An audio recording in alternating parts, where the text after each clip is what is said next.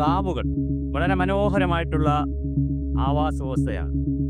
തനതായ രൂപപ്പെടലും നിലനിൽക്കലും രൂപമാറ്റം സംഭവിക്കലുമുള്ള സൂക്ഷ്മജീവികൾ മുതൽ വലിയ ജീവികൾ വരെയുള്ള സ്വന്തം നിലയിൽ രൂപപ്പെടുവാനും നിലനിൽക്കുവാനും കഴിവുള്ള ചെറിയ ചെറിയ യൂണിറ്റുകളെ നമുക്ക് ആവാസ വ്യവസ്ഥ എന്ന് പറയാം. വളരെ ലളിതമായി വനങ്ങൾ അല്ലെങ്കിൽ കാട്, 5 തലമുറകളായി നിങ്ങൾക്കൊപ്പം PRS ഹോസ്പിറ്റൽ.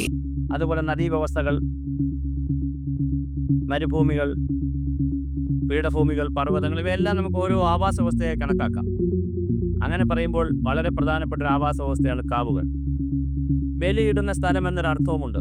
വിശുദ്ധ വനങ്ങൾ അല്ലെങ്കിൽ വിശുദ്ധ തോട്ടങ്ങൾ, വിശുദ്ധ ഇടങ്ങൾ എന്ന നിലയിൽ സേക്രഡ് ഗ്രൂവ്സ് എന്നും നാം പറയാറുണ്ട്. കാവ് തീണ്ടല്ലേ മക്കളെ, കുടിവെള്ളം വറ്റും, കുളം വറ്റിപ്പോകും, അല്ലെങ്കിൽ കുടിവെള്ളം മുട്ടും എന്നൊക്കെ. കാവുകൾ തീണ്ടിയാൽ കുളം വറ്റിപ്പോകുമെന്നും കുടിവെള്ളം മുട്ടുമെന്നുമൊക്കെ പറയുന്ന മനോഹരമായ മുദ്രാവാക്യങ്ങളൊക്കെ ഉണ്ടായിരുന്നു, അല്ലെങ്കിൽ പഴമൊഴികളൊക്കെ ഉണ്ടായിരുന്നു. ഒരു തരത്തിൽ പറഞ്ഞാൽ നിത്യഹരിത വനങ്ങളാണ് ഈ കാവുകൾ. ശാക്തേയ വിശ്വാസപ്രകാരം ശൈവ വൈഷ്ണവ വിശ്വാസങ്ങൾ പോലെ തന്നെ ശാക്തേയ വിശ്വാസം ഉണ്ടായിരുന്നു ഭാരതത്തിൽ. അത് ആദിപരാശക്തിയുടെയും ദേവി സങ്കല്പവുമൊക്കെയാണ്. അങ്ങനെ ചിന്തിക്കുമ്പോൾ ശാക്തേയ വിശ്വാസ പ്രമാണം അനുസരിച്ച് ജഗദീശ്വരിയും ആദിപരാശക്തിയും ദുർഗയും വനദുർഗയും ഭദ്രകാളിയും ചാമുണ്ടിയും ശാസ്താവ്, അയ്യപ്പൻ തുടങ്ങി ഒരുപാട് വകഭേദങ്ങളുമായി ബന്ധപ്പെടുത്തി കാവുകളെയും മനസ്സിലാക്കേണ്ടതുണ്ട്. കാവുകൾ തന്നെ കാളിക്കാവുകളെന്നും നാഗക്കാവുകളെന്ന് പറയാറുണ്ട്. നാഗരികളുടെ കാവുകളുണ്ട്, കാളികളുടെ കാവുകളുണ്ട്. കേരളത്തിൽ ഏകദേശം 10,000-ലധികം കാവുകളുണ്ട്. സഖ്യപർവ്വതം അല്ലെങ്കിൽ സഖ്യാദ്രി, സഖ്യന്റെ നാടെന്നൊക്കെ കേരളത്തിന് പേര് കിട്ടുന്നതും ഈ നാഗങ്ങളും സർപ്പങ്ങളുമായി ബന്ധപ്പെട്ടിട്ടാണെന്ന് പറയുന്നുണ്ട്. ഇതിനെയൊക്കെ സംബന്ധിക്കുന്ന മനോഹരമായൊരു പുസ്തകം കേരളത്തിലെ കാവുകൾ എന്ന പേരിൽ കേരള ഭാഷാ ഇൻസ്റ്റിറ്റ്യൂട്ട് പ്രസിദ്ധീകരിച്ചിട്ടുണ്ട്. എന്തായാലും കാവുകളെക്കുറിച്ച് വളരെ ഗൗരവമായി നാം മനസ്സിലാക്കിയിരിക്കണം. വനശൈലാദ്രിവാസിനി എന്നുള്ള കൺസെപ്റ്റിൽ അല്ലെങ്കിൽ സങ്കല്പത്തിൽ കാവുകളെ കാണാറുണ്ട്. കാവുകൾ നല്ല ആവാസ വ്യവസ്ഥകളാണെന്ന് പറഞ്ഞതുപോലെ ജലമലിനീകരണം ഒഴിവാക്കാൻ കാവുകളെ കൊണ്ട് കഴിയും. ധാരാളം മരങ്ങളും വൃക്ഷങ്ങളും ചെടികളും സസ്യലതാദികളുമൊക്കെ ഉള്ള സ്ഥലമായതിനാൽ അന്തരീക്ഷ മലിനീകരണം ഒഴിവാക്കാൻ കഴിയും. അന്തരീക്ഷത്തിൻ്റെ ശുദ്ധീകരണത്തിന് സഹായിക്കും. മിക്കവാറും കാവുകളോടനുബന്ധിച്ച് കുളങ്ങളുണ്ടായിരുന്നു. അപ്പോൾ ജലസമൃദ്ധിക്ക് ഇത് സഹായിക്കും. കോടിക്കണക്കിന് ലിറ്റർ മഴവെള്ളത്തെ സംഭരിച്ച് ഭൂഗർഭജലത്തിലേക്ക് വിടുന്നതിനും ഭൂമിയിൽ ഉപരിതല ജലസ്രോതസ്സുകൾ നിറയ്ക്കുന്നതിനും കാവുകൾക്ക് വലിയ പങ്കുണ്ട്. അങ്ങനെ കാവുകൾ വളരെ ഗൗരവമായ രീതിയിൽ കേരളത്തിലെയും ഭാരതത്തിലെയും പാരിസ്ഥിതിക ആവാസ വ്യവസ്ഥ രംഗങ്ങളിൽ, മേഖലകളിൽ വലിയ സംഭാവനയാണ് നൽകിക്കൊണ്ടിരിക്കുന്നത്. അതുപോലെ തന്നെ കാവുകളിൽ കൂടുതൽ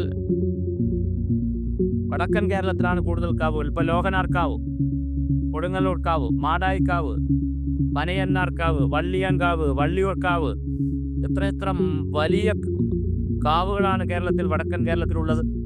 ലോകനാർക്കാവൊക്കെ നമുക്ക് ചരിത്രപരമായി വളരെ പ്രസക്തിയുള്ള സ്ഥലങ്ങളല്ലേ. ഇടുക്കിയിൽ വന്നു കഴിഞ്ഞാൽ, എറണാകുളത്ത് വന്നു കഴിഞ്ഞാൽ ഇരിങ്ങോൽക്കാവ്, ഇനി മണ്ണാറശാല, ആലപ്പുഴയിലേക്ക് വന്നു കഴിഞ്ഞാൽ മണ്ണാറശാല വളരെ പ്രസിദ്ധമാണ്. മണ്ണാറശാല കാവും ക്ഷേത്രവുമല്ല. അതുപോലെ തന്നെ ആദിമൂലം, വെട്ടിക്കോട്ട് നാഗരാജ ക്ഷേത്രം തുടങ്ങിയ ഒരു 120 ക്ഷേത്രങ്ങൾ, 125 ക്ഷേത്രങ്ങളിൽ കേരളത്തിൽ ഗൗരവമായി കാവുകളുണ്ട്. ജൈവവൈവിധ്യ സംരക്ഷണത്തിൻ്റെ പ്രധാന ഇടം കൂടിയാണ് കാവുകൾ.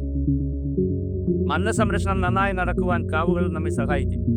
അതുപോലെ തന്നെ കാലാവസ്ഥയെ നിയന്ത്രിക്കുവാൻ, പ്രകൃതിക്ഷോഭങ്ങളെ നിയന്ത്രിക്കുവാൻ, വലിയ കൊടുങ്കാറ്റിനെയും മഴയെയും ഒക്കെ വരുന്നതിനെ പ്രതിരോധിക്കാൻ, വരുന്നതിനെ പ്രതിരോധിക്കാൻ, അതിൻ്റെ ആഘാതം കുറയ്ക്കുവാൻ വലിയ സാധ്യതയാണ് കാവുകൾ നമുക്ക് തരുന്നത്. കേരളത്തിലെ കാവുകളെ പല ന്യായങ്ങൾ പറഞ്ഞ് അത് അന്ധവിശ്വാസത്തിൻ്റെയും ആചാരത്തിൻ്റെയും അനാചാരത്തിൻ്റെയും ഒക്കെ ഭാഗമാണെന്ന് പറഞ്ഞ് വ്യാപകമായി കേരളത്തിൽ ഒരു കാലഘട്ടത്തിൽ കാവുകളെ നശിപ്പിച്ചിട്ടുണ്ട്. കേരളത്തിൽ 75% വനപ്രദേശമായിരുന്നു. അതിൽ നല്ലൊരു ഭാഗവും കാവുകൾ തന്നെയായിരുന്നു. പ്രാചീന കാലത്തെ അല്ലെങ്കിൽ മുൻകാലങ്ങളുടെ മനുഷ്യൻ്റെ ജീവിതവും അവൻ്റെ സംസ്കാരവും ആയിട്ട് അഭേദ്യമായ ബന്ധമുണ്ടായിരുന്നു കാവുകൾക്ക്. പക്ഷെ നിർഭാഗ്യവശാൽ നമ്മൾ പല കാര്യങ്ങളെയും മനസ്സിലാക്കുന്നതിൻ്റെ ഭാഗമായി ചില കാര്യങ്ങളൊക്കെ നമുക്ക് എടുക്കാനും കഴിയില്ല. അങ്ങനെ എടുക്കാൻ കഴിയാത്തതിന് ഭാഗമായി ഈ വിശുദ്ധ വനമെന്ന വിശുദ്ധ തോട്ടങ്ങൾ അല്ലെങ്കിൽ വിശുദ്ധ വനമെന്നറിയപ്പെടുന്ന ഈ സങ്കല്പത്തെ നമ്മൾ നശിപ്പിച്ചിട്ടുണ്ട്. ഇപ്പോൾ നമ്മൾ മിയാവാക്കി എന്നും സൂക്ഷ്മ വനമെന്നും ഒക്കെ പറഞ്ഞ് വലിയ പ്രോജക്റ്റുകളുമായി നാം ഇറങ്ങുകയാണ്. ഉള്ളവ നശിപ്പിച്ചതിന് ശേഷം കൃത്രിമമായി ഉണ്ടാക്കാനുള്ള പടയോട്ടത്തിലാണ്. മനുഷ്യരെങ്ങനെ എല്ലാം അങ്ങനെയാണല്ലോ. കൈവെള്ളയിലിരിക്കുന്ന മാധുര്യത്തെ മനസ്സിലാക്കാതെ ആ മാധുര്യത്തെ കളഞ്ഞിട്ട് പിന്നെ മധുരം തേടി നടക്കും. അത് മനുഷ്യരുടെ ഒരു വലിയ പ്രശ്നമാണ്.